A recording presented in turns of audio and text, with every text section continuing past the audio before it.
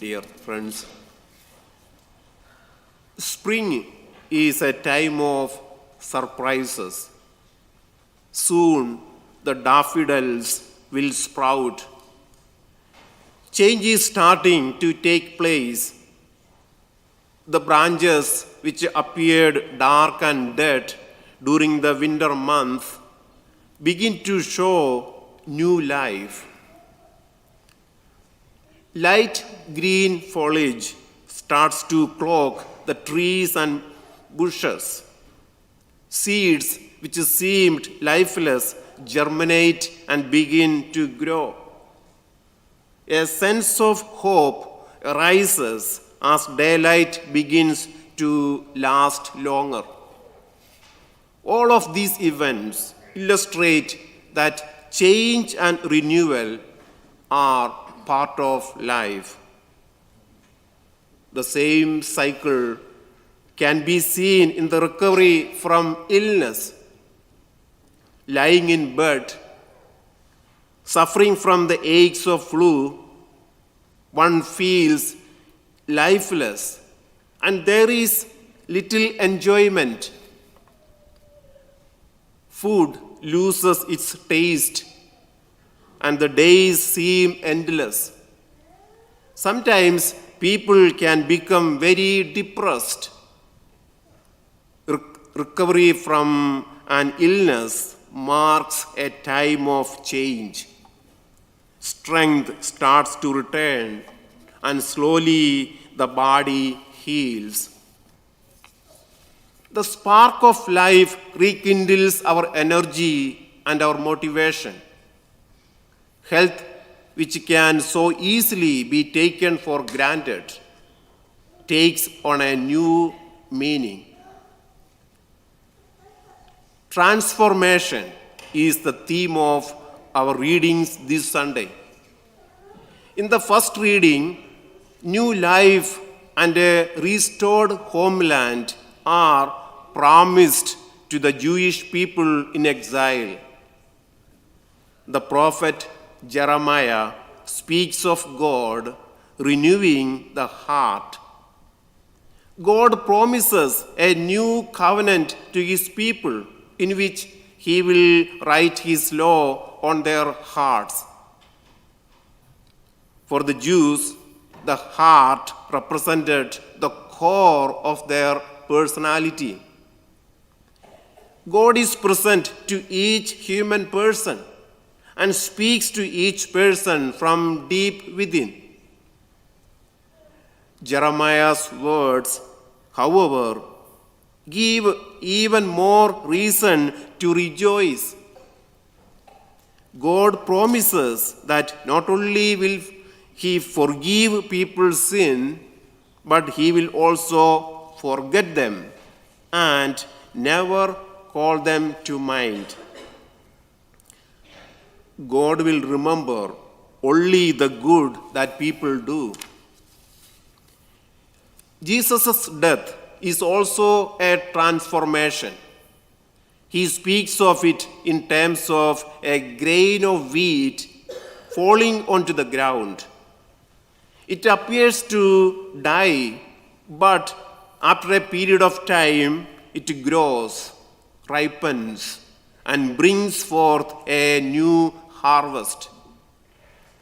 The pattern of winter being followed by spring helps us to understand this cycle.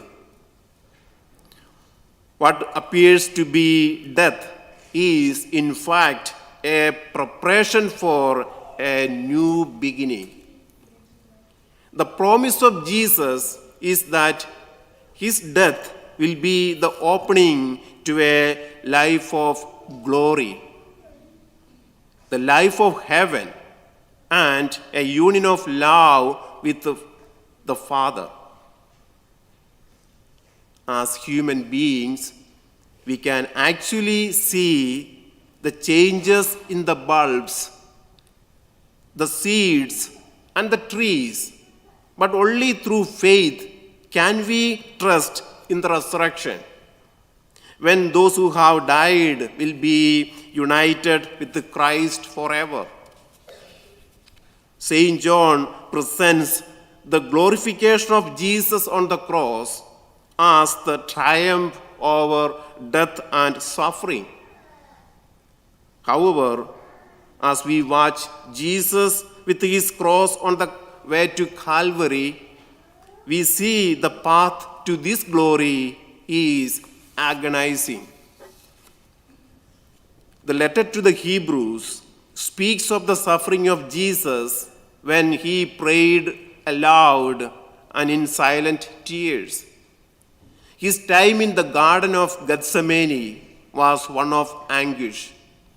He trusted still, but at times God must have seemed distant. So, dear friends, as we approach the celebration of Palm Sunday and Holy Week, the readings offer hope. Death has been conquered by the death and resurrection of Jesus Christ. The crucifix reminds us that Jesus crucified also knew suffering. His anguished prayer reminds us that God hears our own prayer. How often do people cry out to God, "Why has my husband or wife or children or parents, close friends or close relative been diagnosed with a serious illness?" Or the anguished cry of, "Why has a loved one died?" These prayers from the heart echo Jesus' prayer on the cross. "Eli, Eli, lema sabachthani." My God, why have you forsaken me? To those who suffer physical or mental pain and bear it with silent tears or with uncontrollable grief, the promise of the gospel is that God hears their prayer. Looking at nature and rejoicing in the gift of creation can help us believe in the resurrection. The new growth around us reminds us that change happens. The crucifix of St. Mark's Gospel leads to the cross of the Christ of glory in St. John's Gospel. Amen. Amen.